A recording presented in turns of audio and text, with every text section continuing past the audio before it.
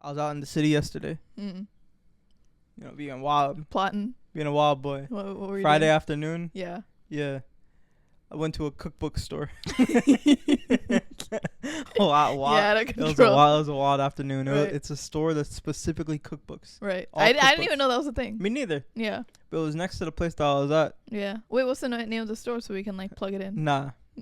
Oh, you want to gatekeep? Nah. You want to gatekeep this cookbook? But you could look up New York City cookbook store. I'm sure it's like the Okay. only one. Okay. I went, right? Cute, very old, no AC, old man at the register. Aw. Right, so I was, doing some browsing, right? Right. This guy kept eyeing me down. Mm. Kept eyeing me down. Because, this is one of those joints where, it's abnormal to see someone that looks like me in there, if you get what I'm saying. Yeah. Like those, like, New York City, like, old stores. Yeah. Where, like, a fella like me walks in. Yeah. So I'm browsing the shelves, right? And the books are separated by country.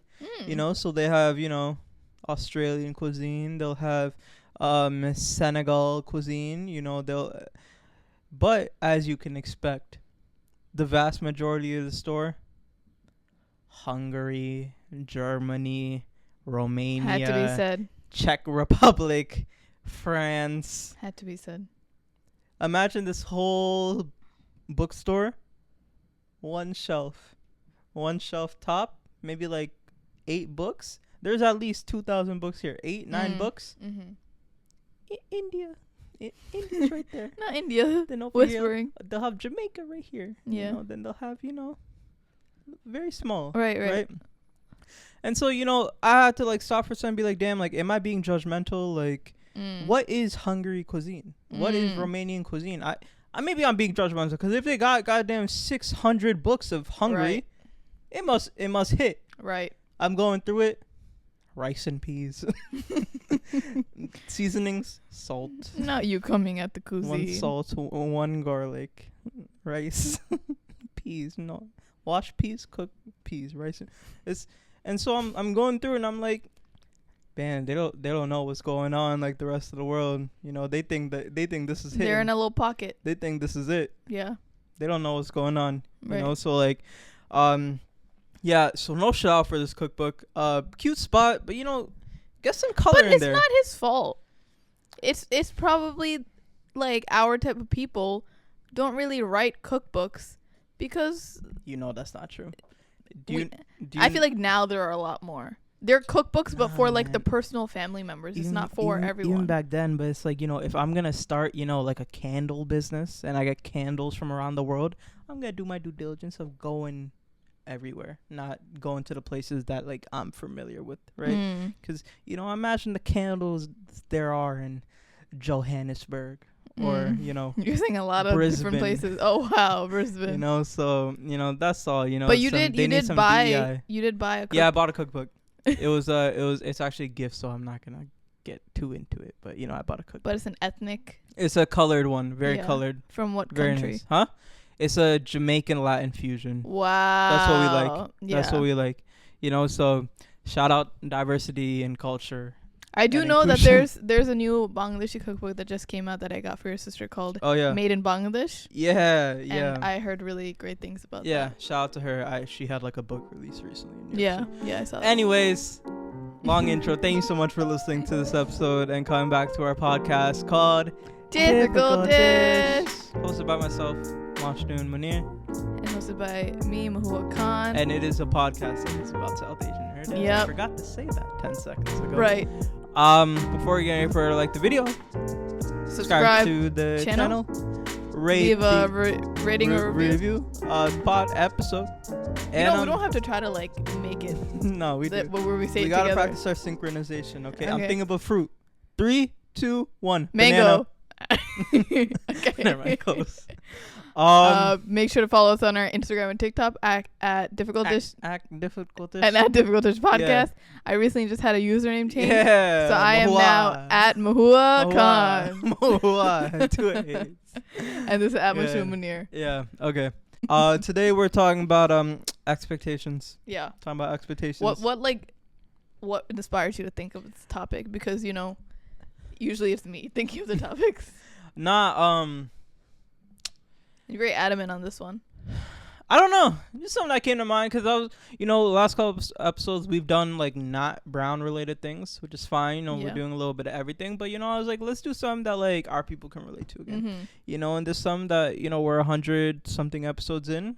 We've talked about a majority of stuff, but we're at that point where we're gonna start like revisiting or just start like trying to figure out what it is that's popular, not popular, but like like a Like a underspoken common thread. a topic in our community that we haven't touched on. Yeah. So I think this is one of them. Yeah. And Good one. my God, is there a lot to say? Yeah. Feel me? And also, obviously, South Asians and Desi people can relate to having being put under high expectations by their parents and society and things like that. But obviously, like, people beyond those groups can also relate to this. I feel like everyone is kind of like placed under judgment and expectations and things like that. So we are going to talk about kind of like our experiences being in like a South Asian, a Bangladeshi household, but everyone can, resonate with this topic. I feel like, Yeah. So expectations. Yeah. Like say it again. Expectations. Yeah. Feel me? Yeah.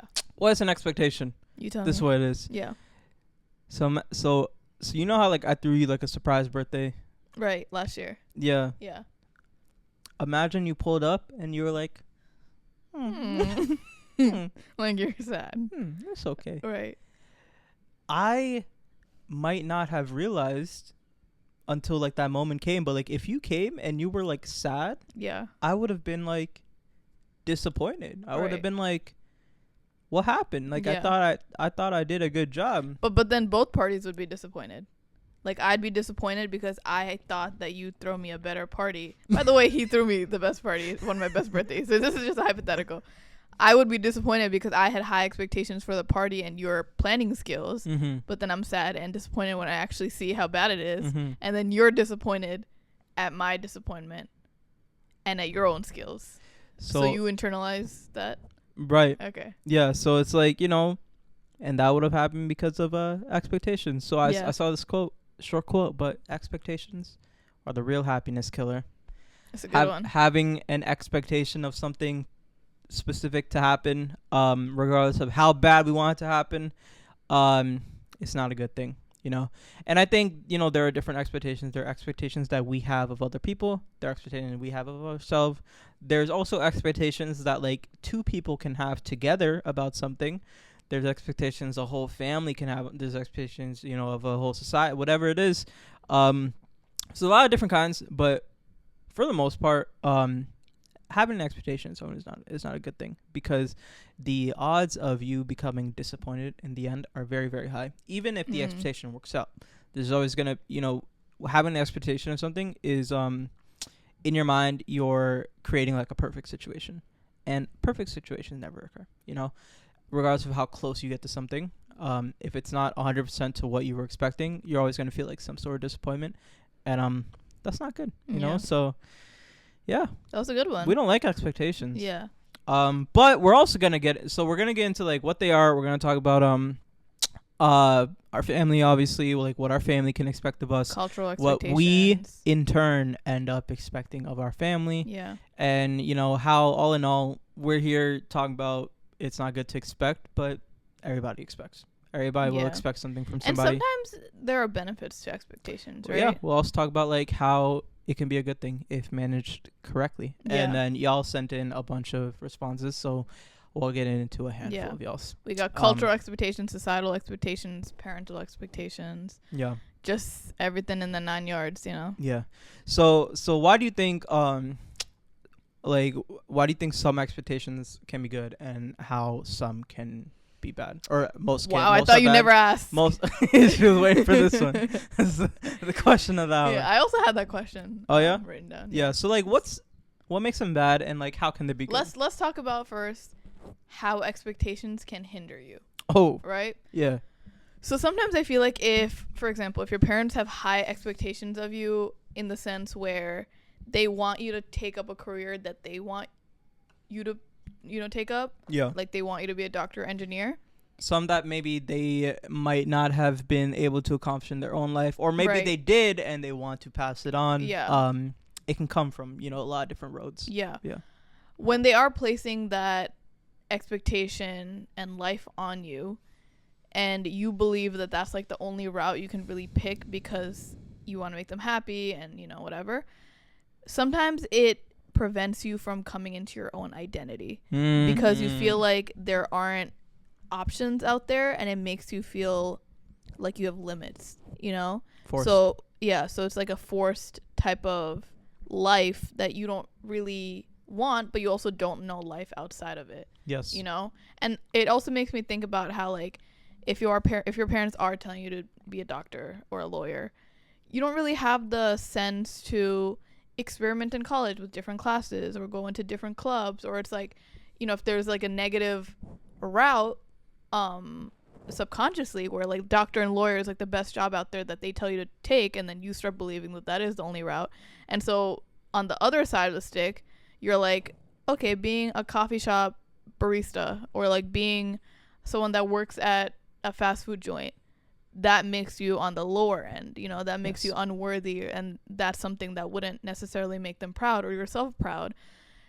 But at the end of the day, if you had the openness to kind of try those skills and try out those different jobs and, you know, things like that, it would make you experiment and like see that there is life outside of that and just see if you like it or not, you know? Yeah, exactly. But if you grow up with the feeling that like, okay, this is a very like linear path that I have to take, and if I stray away from that, I'm a failure, and my identity is not worthy. Yes. You know? Yeah. Like I'm not, and it's just like crazy because you internalize that, you know? Like if you do fail at like a medical or a doctor or you know, like your health classes, you kind of internalize that feeling because you're like, oh my God, not only am I disappointing my parents, but I'm disappointing myself. Who am I beyond that? You know? And it's very interesting because something that I'm like learning recently in my 20s, even though it's like very hard to follow it, is the fact that like you can't put your value on your work continuously. Damn. Because a lot of us are, Damn. you know, we're told to get high grades in school. We're told to have a good job and succeed at that. And even for me, who works on, you know, like my art and design and my passions and things like that, sometimes if it doesn't perform well, or sometimes if it's not at the level of perfectionism that I want it to be, I kind of am like hard on myself, and I like start doubting my own skills, even though I worked so hard on it, right? And I feel like it's very important to kind of like detach your work from yourself. Just because you don't do well on a test, even though you study so hard and work so hard on it, that doesn't make you a failure in general. You know, obviously like it's gonna hurt for a second, but don't be like internalizing that so much, you know? I've always been like envious of the people that you know, they grew up, or maybe like their parents raised them with that like thought process. Cause where they don't attach themselves to yeah, work. where it's like a separate thing. And honestly, like that's what a lot of white, like in my last job, like now that I think about it, you know, I had this one coworker who, him and I would get into like friendly beefs all the time because he lived a very typical American life, which was you go to work and then after work you relax, and then on Saturdays and Sundays you go golf and you go swim and you go to the beach. That's a very and you like, go to white, Disney and you go to Disney. Very right. Orlando like life. Every weekend? Every weekend, yeah. The Disney week the You need to go monthly every pass, weekend for that? They need to, yeah. Okay. They're called Disney Adults. It's an Orlando thing. Okay. No, yeah. I think that's the thing everywhere though. No, specifically Disney Adults. Yeah, but that's like if you love going to Disney every weekend, Yeah. it's like in your state. But there are Disney adults that love just like Disney stuff. Yeah, but it's different. Anyways, Okay. and so he lived this life, right. and I used to make fun of him all the time. Like, yo, like there's so much more to life, bro. Like, go to Puerto Rico for a week. Like, go do something else other than this goddamn like, get out of normal your ass bubble. life. Yeah. And he was like, because he loves TV shows. And he's be like, oh, have you watched this? Have you watched that? I was like, no, like I like to like do work in my free time, or like work on something in my free time. I don't like wasting my time. He's like, yo, why are you working so much? And like that's true. We'll go back and forth on this like over and over. But the older I get, the more I see the vision. I see the vision to an extent. I'm not saying do absolutely nothing at like past 5 o'clock, but like I see the vision where like he was able to detach, and I'm sure his parents were like, oh, like yeah, like. That's work, but like, you know, there's so much more that you can do like in your time. And yeah, I just that's why I always preach to you that. like how something that I learned recently again is that it's important to have a separation from work and your life. Yeah. And you don't just fill up your free time with just more work, even if it's like less strenuous than your usual weekly stuff. Yeah. And that's why I'm teaching you how to kind of like take a break sometimes and just not attach your value to like how much you work, you know? Yeah. And with that, I think obviously we know all like the like how expectations can like hinder us and like stray us away from like what we want to do in our lives. But I think how they can be beneficial is if two people join together and like and do like planning together and like and like expect something together, as in like this is where we want to be. So like for example, like if I want to do something and my mom tells me she wants me to do something, that are two different things. If we just remain stagnant in there, like I don't move, she doesn't move, we're just both upset with each other, it's not gonna be any sort of resolution. Yeah. But if we join together and work towards conflict Like resolution, like a compromise. yeah, and we could be like, okay, like you don't want to do this, but like can we meet here? And I'll be like, I'll try to meet you as close as I can, and then we have like a joint expectation of like what we want like the future to look like, and like planning towards like a middle ground, together. And I think that can be healthy because I found this quote that I really like. It is my happiness grows in direct proportion to my acceptance and in inverse proportions to my expectations. Break that down. So it's, Why'd you like that? I liked For it. the illiterate people like me. Literally. The duality between acceptance and expectance. Wow. Break that down. Because disappointment comes from expectation. Happiness comes from acceptance. Because you think about it, if our parents or if your parents, if you want to be something and your parents are like, oh, I wanted you to be this, but like, it's okay. You could do you. We accept you. Go do that. That's your thing. Or that's one scenario, or another scenario is like, hey, I didn't want you to do that. How I like respect you, accept you, but like maybe let's work towards like trying to do something like this that like makes like both of us happy, or makes like whatever it is, other than like I expected of you and you didn't do it, so now I'm disappointed. Any sort of acceptance or like verbal acceptance, that is where like happiness comes from. Because like, especially speaking as like an artist, like or as like an unusual, I don't want to say unusual person, but like anything other than like what I was talking about, like my coworker who just like goes to work, comes home, like anybody that wants to like stray away from like the status quo. All we want is like for people to say that like what we're doing is okay, and like accept what we're doing, and like our like how we're navigating our life. Because I think with us challenging the status quo, we're always like a little bit lost and always a little bit like, I don't know if I'm doing the right thing. I don't know like if this is okay. But like at the end of the day, all we want is acceptance. That's where like the journey towards like self-fulfillment But begins. I also think that there are parents or people in your life that won't accept you for who you are, and like there's no compromise with it. It's just way too extreme for them. So I think with what you're saying, where you kind of have to like disappoint people to be happy, I think that also plays a part with it, because it like does. Following expectations and kind of adhering to like the status quo is kind of putting your feelings and interests aside to please other people. And that's like a sign of people pleasing, where you're not really selfish at all with your own life. Whereas you have to kind of get better with, putting yourself first and being okay with disappointing people, and realizing that like if you want to 100% authentically live your own life, you have to also be okay with not making everyone happy and just disappointing them. Yeah. Until they get over it, or if they don't, that's on them. Yeah, you're right. I was talking more from like the parents' point of view, to where like the parent should expect or accept their kid, or like whoever it is, like accept the fact that like they're gonna do what they want to do. And what's an example?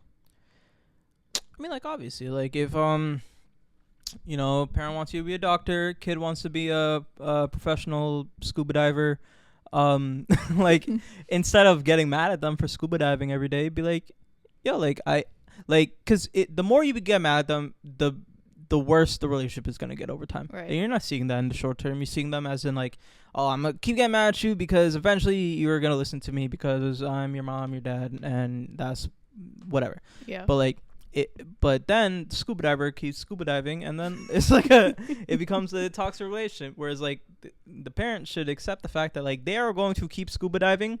Let me work with them instead of working against them. Yeah. And that is, you know. But I think that acceptance. also plays a part with like how sometimes the parents are unwilling to change, and they're the ones that are stubborn, where they think that like them being so adamant on like no, I want this. And they think that the kid is going to automatically just like follow what they're saying. Whereas the kid is kind of like also pushing back and hoping that the parent is going to kind of change their mindset. Yeah. And there's just like so much pushback from both ends where there's like no understanding. You know, I think that's like the disconnect in communication. Yeah, you know, like we can never expect people to change, but we can always hope on like someone successfully changing their attitude towards, you know, how they think about something. Mm-hmm. So yeah. So what are your thoughts on how expectations can help you grow and make you a better person? If I expect you to do something, that's wrong. But if I come to you and, you know, I tell you my wants and you share your wants, and then we work together on like how we can make both of us happy. Yeah. Then we look forward and expect something together. I think that's healthy. Yeah. You know, because then we are working towards something together, not both on two different paths, not listening to each other and going different ways. Yeah. You know, and like hoping that you end up somewhere and you're hoping that I end up somewhere, but like we're not working together. I agree with that. I feel like for example, in a healthy relationship, if you have expectations for your partner, I wouldn't say like you have to have high expectations for your partner, for your friends, but you also have to have the openness to forgive and understand. Like for example, if I have high expectations for my friends and I'm, you know, wanting them to work hard on themselves and go to therapy to unlearn something that's been traumatizing them, and they're unable to do that, or they're unable to, you know, get that help right away or be that person that I want to see right away, I'm not gonna just like be mad at them and not be friends with them anymore, you know? Like obviously I expect the best from the people that are around me, but I feel like that has to be paired with like empathy. You know, for example, in a healthy relationship, if I want my partner to go to therapy so that we can be good together, like a better couple together, and like you're not able to go to therapy right away, or you're not able to like fix that right away, but you have the intention that you want to do it soon. Obviously if it takes like 30 years for you to do it, like that's another problem. But if it takes like a little bit for you to like get that act together or whatever it is, I still have to be like understanding about it. Yeah. But you still have to have that intent that you want to do it and that you will do it, and we have that communication, you know? Yeah, it's like if you eat a bunch of French fries every single day and you don't leave any French fries for me, like, but you eat so many because like you were deprived of French fries growing up, so like now you just have so many, and like I have none, but I keep telling you like, yo, like give me some French fries, but you're like, nah, like I want all of them. Why are you making me look like that? I want all of them. You know, it's like, then I'll get mad, be like, all right, fine, I don't even want French fries anymore. And then you're like, yeah, me neither. And the thing is, this is based off of a real conversation. It becomes toxic. Real life event. Where it's like, if we work together and we're like, hey, like, I would like a French fry. Maybe you can calm down on the French fries. You know, we can work towards conflict resolution. That's all I'm saying. Today we had a birthday cake cookie together, and we were both eating it, you know, like chipping away at it together, like breaking it apart, and then it just like fell on the floor, and then I was like, oh no, like we can't eat the cookie anymore, and then he still eats it. Yeah, the 5-second rule. No, this is what happened. We were looking at the pastry case, and then she looked at me. She was like, you see that cookie? And I was like, yeah. And she was like, yeah, it looks good. And I was like, do you want it? And she's like, no. I was like, I don't talk like that. Why are you like such a gaslighter? And then he forcefully got me the cookie. No, anyway, it's by force. Anyway. So I mean, let's brush through it. You know, what are some expectations that people have on you, whether it is as a Bengali woman, as the eldest daughter, as an influencer, whatever it is, we ain't gotta get too deep, but like, what's some stuff, and like, how you think they make you feel? I feel like culturally and societally, society, Societally. society. Go ahead. What's the word? Societally. Is that it? Socially. As a society. Yeah. Sometimes for brown women, you are expected to be presented and like seen a certain way, to be like a good human in society. Yeah, modest, to be desired. Yeah. Modest. You're supposed to not be too outspoken. Yeah, just a little quiet, like you know that line from White Chicks, or where it's like, perhaps a salad. Perhaps a salad. Yeah, you skipped out on that. And then one. what was the next line? I Perhaps not. Yeah. Yeah, you know that one. Anyway, so that just like reminds me of how, like, as brown women, we're like taught to not take up too much space. We're told to just like be like just there, just be there, like, but not like try your best to like be invisible, be hidden as much as possible. Yeah. So for me, I did the opposite, right? I perhaps no salad. No salad, please. The steak and the chicken and the beef. I'll have the double decker super cheeseburger. Relax. And so I feel like with that expectation of just being always polite and let others walk all over you and be covered up and modest and don't wear certain colors because it makes you look dark, or that you're big chested or whatever it is, right? It makes you feel like you are just not supposed to be seen as like an individual. As an individual, you're not supposed to be too much of a hassle or too powerful. Yes. Like that's not your place in society, as a woman, as a brown woman especially. And thankfully, like, my family members were a lot more contemporary. Okay. Where I wasn't under like the traditional mindset for a lot of things. But again, my parents are still brown. There were still things that they told me to do. For example, if like an uncle came to our house, cover up, wear certain type of clothing to just be modest. Whereas like that should say more about the person coming to our house instead of me,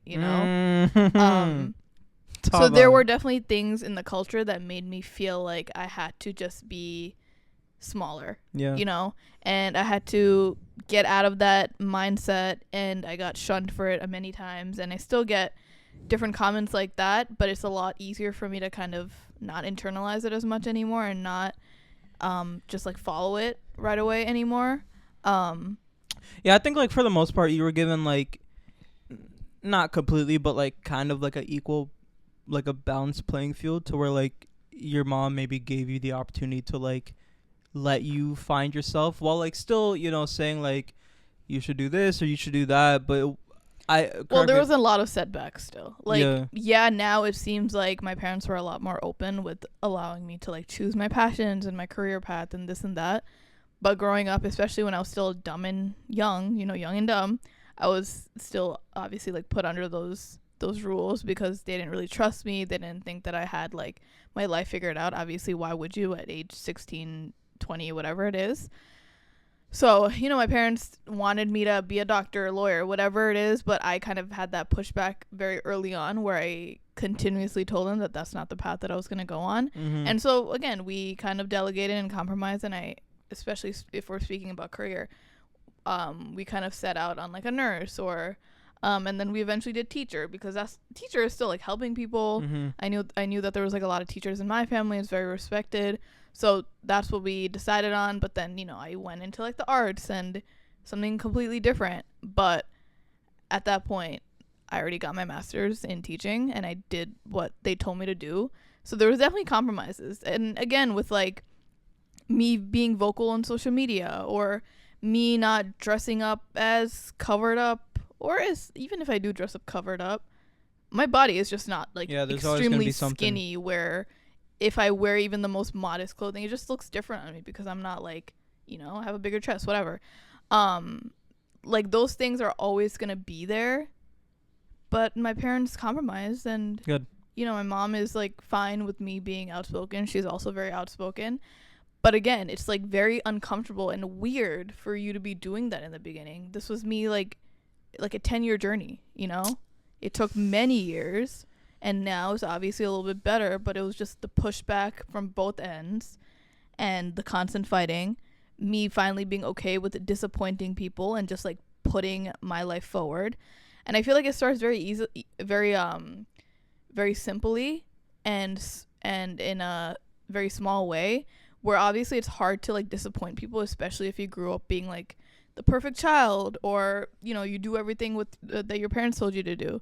But you kind of got to take the small steps to slowly disappoint and like stand up for yourself, you know? Like I've been reading this book called A 4-Hour Work Week. I talked about in the last episode, and it's basically talking about, you know, a bunch of different things, how to like how to quit like the rat race of a 9-to-5 corporate job, but specifically how do you put yourself first in your own life, where you can eventually put yourself first in front of your boss, or like someone that's kind of stopping you from your like true passion and intention. And like one small thing that kind of makes you make decisions quick and just like put yourself forward is like getting rid of clothes every few months, even if you have like such a deep attachment to your clothing. You know, like a lot of us hoard clothing because we're like, we have this memory associated with it, even though we never wear it. And like essentially if we lost it later on, like we wouldn't really think twice about it. We just have it because we have it. So it's like, you know, just separate yourself from those clothing, donate it every few months, whatever it is, so you kind of have like a less of an attachment with this clothing.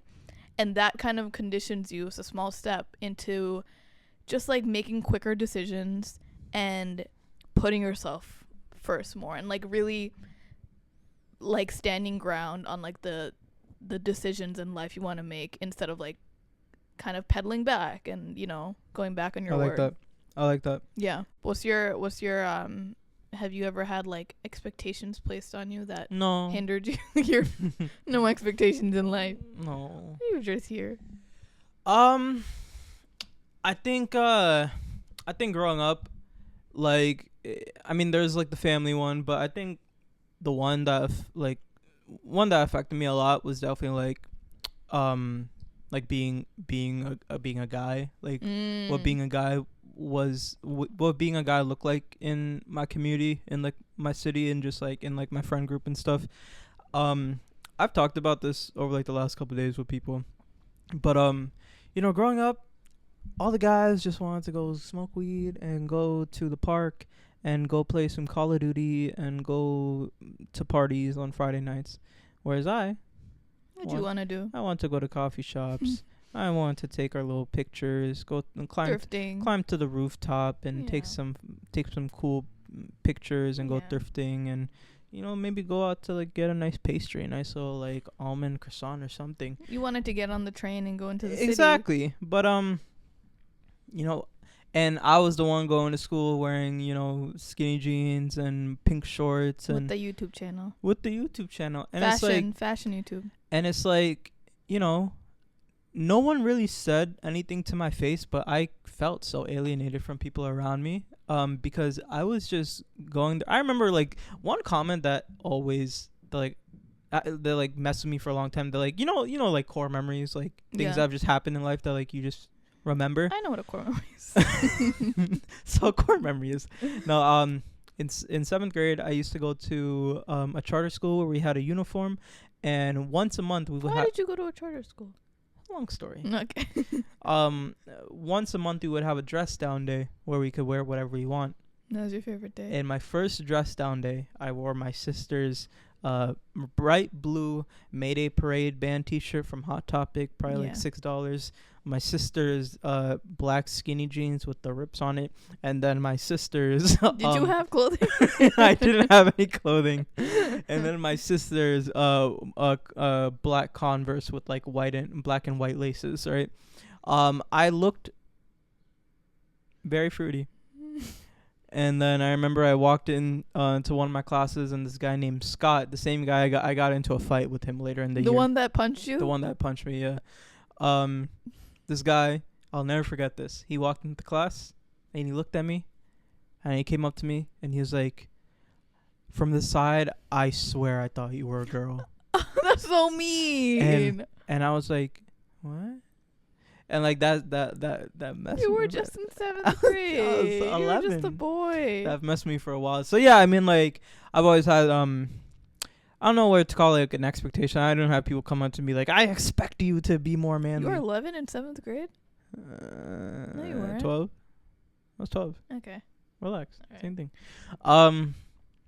But I always felt, the pressure to be like more manly and, to take more of like a man's lead and to present myself more of a way. Like we had this conversation like a week ago where it's like I was feeling like I wasn't being treated the way that I should be That's treated. the worst. Societal. That's societal. Societal expectation. Oh yeah, Not we have social. sociality. What were we saying? Societal. All right. Where like I feel like I wasn't being treated the way that I should be treated. Where like I guess I was expecting to be treated like a regular person, but I feel like I wasn't being treated correctly because I wasn't presenting myself the way that other people were presenting themselves.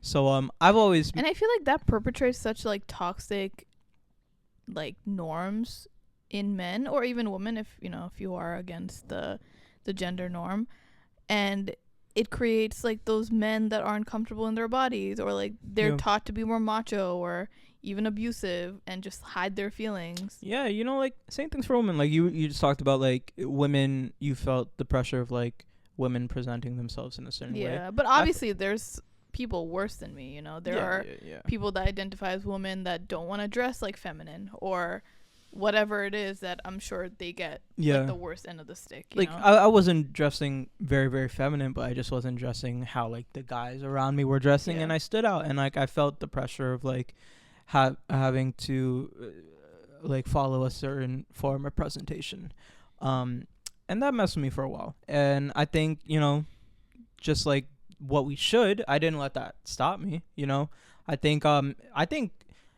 it actually helped me kind of figure out where I was most comfortable anyway, because I feel like the same, this kind of goes back to like what I was saying about like the parents, how like you'll have a kid doing their own thing, but you'll have a parent kind of like guiding them, or a parent like, whether it's like positive guidance, which is like nice, like positive reinforcement, or whether it's like negative reinforcement, which is like discipline or like getting mad at them or whatever. I feel like with like my community, I was going a certain way, and even though like I was getting a lot of negativity from my community, or just like from seeing what people like in my city were following, it kind of helped me. It kind of guided me towards a place where I was actually very comfortable with myself. How did you like not care about the negativity and you just kept going instead of kind of caving in? I think I was just obsessed with like individuality. Because I think part of it, I also talked about this in my recent YouTube video, which is probably gonna be out by this point. He's a YouTuber now. Where I talked about how growing up, there was a lot of stuff going on, and I didn't feel comfortable speaking that type of stuff, and I let a lot of that internalize, and I think that turned into like my need for like, I guess, attention, but more so just like more so just like obsession with individuality, like being like wanting to express myself any sort of way other than like talking to somebody. Like all the people around me, like they were all friends with each other, they were all good at, I was never good at speaking, because like I just felt I just like never really knew what to talk about, because there was just like a lot of stuff going on in my life. So like I transitioned to like trying to express myself any other sort of way, which was through clothing or through my interest or whatever it was. So I think that's what made me not really care about what people around me were saying, because I was just like so obsessed with self-expression. To where like, I could have ended up like a crazy place if I didn't have like, this like negative reinforcement and like guidance from like things around me and stuff. But yeah, I mean, like people ask me that a lot, and I don't know, like I'm sure there were points where like it got to me, like the comment or like things in high school where like it would get to me, but I was like, I'm not gonna let any of that stop me from like expressing myself. Like I'm not gonna let that like shadow me. Like it probably like halted me and like was like a roadblock, but at the end of the day, like I knew that like I just wanted to be myself because like I wanted to be heard and seen, and that's the only thing that I was craving. And whether it was for like a toxic need or whether it was I mean it was for like a toxic need. It wasn't, you know, healthy or positive in any sort of way, but you know, later on in my life I was able to transition like that toxic need into like something that I could turn to good, which is like through like my writing or through, you know, my artwork or, you know, through conversation. Do you feel like you lost a lot of friends and close people in your life when you were shedding that image of what other people expected of you? Yeah. I mean that feeds into what you're saying about like you just gotta disappoint some people along the way. Yeah. And you're gonna meet people in your life that will accept you through your radical change, and you're gonna meet people that you're just not gonna see eye to eye with, and they're gonna feel the need to separate. Yeah. And you just can't fight that. You know, you could send a comment here or there like, hey, still here, or hey, still here, but at some point you gotta like, you know, let that go. But the right people will come back, and the right people, you know, might have their distance, but you know, you can still see them. Some people will disappear. Some people will just, you know, be hanging out over there, waiting for you to like figure yourself out. Authentically yourself. Yeah. And you're finding your people instead of like you not being authentically yourself and having the wrong people in your life. Exactly. You know? Exactly. Like the wrong people in your life who only like you because you're a version of yourself that they expect, that they're comfortable with, when really you should be a version of yourself that you are comfortable with, that you expected. And then the right people are okay with that. You don't want your friends to fall in love with the fictional character. You know what sucks? You know when you're like dating someone and you fall in love with like the potential of like the person, like you romanticize the idea of them and the expectation that you have of them, and you're just hoping that they're going to be that person.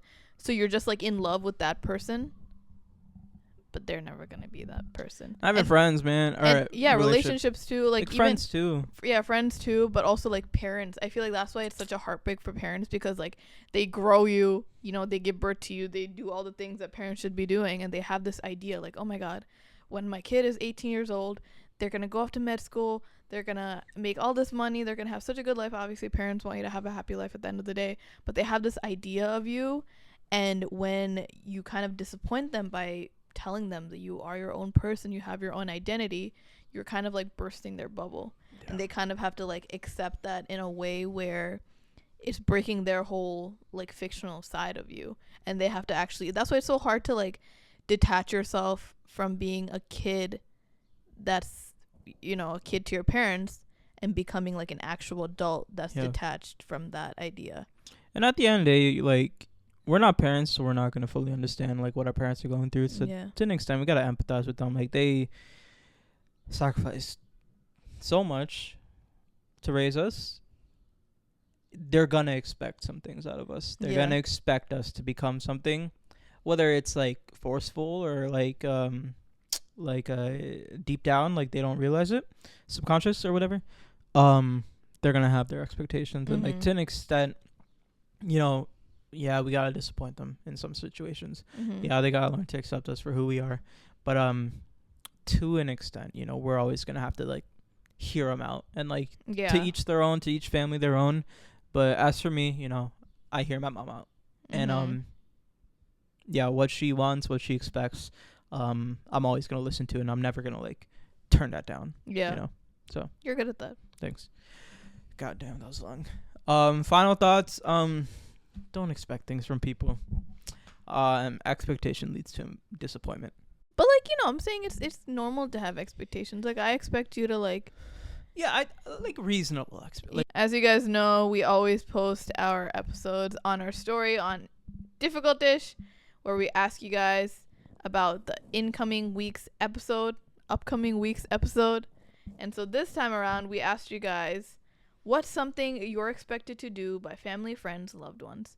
Do you think some expectations are warranted, or are they all unfair? Unfair. And you guys sent in some very good responses. No snap. So let's talk about some. Let's talk about it. Oldest sister here. I was expected to be mature at 14, but when he's 14, as in the brother, and acts half his age like a 5-year-old, he's just being a boy. He's just a boy. Boys will be boys.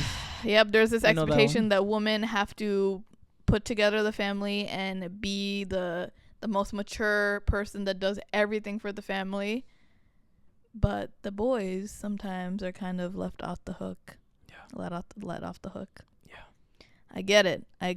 Yeah, and and coming from somebody who grew up the opposite of that, I still acknowledge that is the reality for most people. You know, so for all the guys that are hearing that want to fight against that, go fight in the mirror to yourself. That's the reality for most situations, and you gotta have some empathy for that. Someone said expectation to marry a man after graduation, and I'm gay. Damn. Yeah. That I feel Shout like out to you. I feel like that sucks even more, especially if your parents don't know, because they have this like false idea of you. But even if they do know, I feel like there are many that still don't care, and they're like, okay, just suppress it and put that idea aside, Yeah. Someone said being expected to have enough money for a car, a house, and a wedding all in your 20s. and that tuition, and your parents a house. And if you have to go to med school, all of that debt has to be paid off. Yeah. Well, who's paying for your semester? Yeah, who's paying? Nice. Just go to med school. Yeah, just Biden. Yeah, just Biden forgiveness. Yeah, shout out my boy Biden. Yeah. Yeah. I feel you, brother. Yeah, Genocide Joe, my boy. Genocide Joe. That's it? Yeah. Damn. Yeah, we kind of went off this episode, no? I would hope so. Okay. I should have said this in the beginning. My solo episode is out. Go listen to that. It came out a couple days ago. From this. Yeah. Good episode. Yeah. You got an emoji of the week? My emoji for the week is the. You know what it should be? Huh. The emoji of the week is the water ocean emoji, because new collection is coming out. You know what's so crazy? Very soon. You know what's so crazy? What? This is so crazy. What? I said the same emoji for my solo episode. Did you actually? I swear to God. Why? Because we're going to the beach. Really? Good one. I didn't even know that. We're connected. We're conjoined twins. Yeah, drop some more for me too. 10-second advice. I mean, oh yeah. Goddamn, bro. I don't know. Next time you make a peanut butter jelly sandwich, add a little bit of honey. Okay. Add a little bit of honey in between on top of the peanut butter. Yeah. And then put the jelly on top of that. Makes it good. Yeah. Good stuff. Yeah. Mine is, when you think about buying something, buy it from your local small business. I will be buying some jasmine flowers from the little small Bengali man. Why do you say he's little? He's regular size.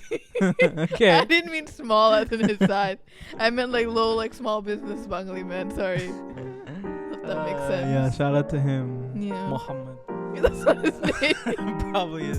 He just made that Thank you so much for listening to this episode of Difficult Dish. Our podcast, Difficult Dish. More solo episodes coming soon. Go into my solo episode. Go into her solo episode. Right. And this is our podcast, best podcast in the world. Right. And you will return next week. Thank you. We love you guys so much, and we'll see you next week. Allah Hafiz.